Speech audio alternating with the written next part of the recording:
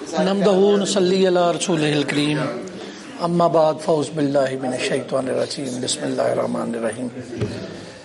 ਅੱਜ ਜਿਸ ਤਰ੍ਹਾਂ ਕਿ ਸਭ ਦੋਸਤਾਂ ਨੂੰ ਪਤਾ ਹੀ ਕਿ ਮਾਂ ਬੋਲੀ ਦਿਹਾੜ ਔਰ ਮਾਂ ਬੋਲੀ ਦਿਹਾੜ ਦੇ ਹਵਾਲੇ ਨਾਲ ਹੀ ਅਸੀਂ ਸਾਰੇ ਦੋਸਤ ਇਕੱਠੇ ਹੋਏ ਤੇ ਜਦੋਂ ਵੀ ਸਾਡੀ ਤਨਜ਼ੀਮ ਪੈਗਾਮ ਮੁਹੱਬਤ ਦੇ ਹਵਾਲੇ ਨਾਲ ਗੱਲ ਹੁੰਦੀ ਹੈ ਤੇ ਇੱਕ ਉਰਦੂ ਦੀ ਤਨਜ਼ੀਮ ਸਮਝੀ ਜਾਂਦੀ ਤੇ ਕਿਉਂਕਿ ਜ਼ਿਆਦਾ ਲਿਖਣ ਵਾਲੇ ਦੋਸਤਾਂ ਦੀ ਤਾਦਾਦ ਉਰਦੂ ਵਾਲਿਆਂ ਦੀ ਹੈ।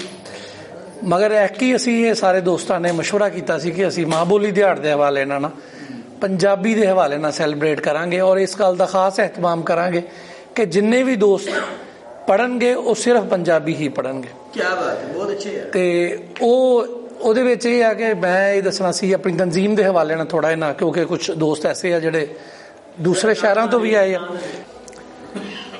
ਇੱਕ ਤੇ ਗੱਲ ਇਹ ਕਰਨੀ ਸੀ ਕਿ तमाम ਦੋਸਤ ਜਿਹੜੇ ਮੁਖਤਲਿਫ ਸ਼ਹਿਰਾਂ ਤੋਂ ਆਏ ਨੇ ਉਹਨਾਂ ਦਾ ਖਾਸ ਤੌਰ 'ਤੇ ਸ਼ੁਕਰੀਆ ਹੈ ਕਿ ਉਹ ਇੰਨਾ ਸਫ਼ਰ ਕਰਕੇ ਆਏ ਔਰ ਅੱਜ ਦਾ ਪੂਰਾ ਦਿਨ ਤਕਰੀਬਨ ਉਹਨਾਂ ਨੇ ਸਾਨੂੰ ਦਿੱਤਾ, ਕਿਉਂਕਿ ਉਹ 11-12 ਵਜੇ ਦੇ ਆਏ ਹੋਏ।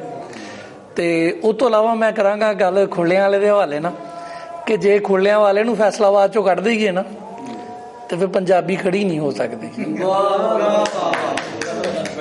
ਤੇ ਅਲਤਾਫ ਆਜਜ਼ ਔਰ ਖਾਸ ਤੌਰ 'ਤੇ ਅਲਤਾਫ ਆਜਜ਼ ਨੇ ਇਹ ਪ੍ਰੋਗਰਾਮ ਸਾਰਾ ਅਰੇਂਜ ਕੀਤਾ ਹੈ ਔਰ ਇਹਦੀ ਹੀ ਸਾਰੀ ਕਾਵਿਸ਼ ਔਰ ਇਹਦੇ ਨਾਲ ਸਾਡੇ ਬਾਨੀ ਚੇਅਰਮੈਨ ਜਨਾਬ ਆਮਰ ਅਲੀ ਆਮਰ ਸਾਹਿਬ ਉਹਨਾਂ ਦੀ ਕਾਵਿਸ਼ ਆ ਕਿ ਉਹਨਾਂ ਨੇ ਇਹਨਾਂ ਦੇ ਨਾਲ ਬਹੁਤ ਮੋਢਾ ਲਾਇਆ ਤੇ ਅਸੀਂ ਅੱਜ ਇਹ ਪ੍ਰੋਗਰਾਮ ਆਰਗੇਨਾਈਜ਼ ਕਰਨ 'ਚ ਕਾਮਯਾਬ ਹੋਏ।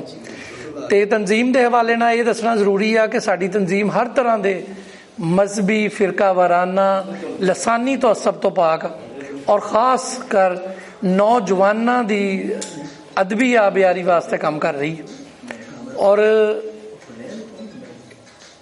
ਤਨਜ਼ੀਮੀ ਹਵਾਲੇ ਨਾਲ ਤਾਰਫ ਇਸ ਗੱਲੋਂ ਵੀ ਜ਼ਰੂਰੀ ਆ ਕਿ ਜਦੋਂ ਦੂਸਰੇ ਸ਼ਹਿਰਾਂ 'ਚ ਦੋਸਤ ਜਾਂਦੇ ਆ ਤਾਂ ਉਹਨਾਂ ਨੂੰ ਕਮ ਅਜ਼ ਕਮ ਇਹ ਪਤਾ ਹੋਵੇ ਕਿ ਅਸੀਂ ਕਿਹੜੀ ਤਨਜ਼ੀਮ ਦੇ ਤਹਿਤ ਅਸੀਂ ਪੜ੍ਹ ਕੇ ਆਏ ਹਾਂ। ਕਿਉਂਕਿ ਅਲਤਾਫ ਆਜਜ਼ ਦੇ ਤਹਿਤ ਲੋਕ ਆਏ ਸੀ, ਸਾਰੇ ਅਲਤਾਫ ਦੇ ਜ਼ਾਤੀ ਰੈਫਰੈਂਸ ਨਾਲ ਲੋਕ ਆਏ ਸੀ ਤੇ ਜਦੋਂ ਇੱਥੇ ਆਏ ਆ ਤੇ ਹਾਂ ਅੱਗੇ ਇੱਕ ਤਨਜ਼ੀਮ ਆ ਤੇ ਉਸ ਤਨਜ਼ੀਮ ਦਾ ਥੋੜ੍ਹਾ ਜਿਹਾ ਤਾਰਫ ਦੱਸਣਾ ਇਸ ਗੱਲੋਂ ਜ਼ਰੂਰੀ ਸੀ। ਬਹੁਤ ਸ਼ੁਕਰੀਆ।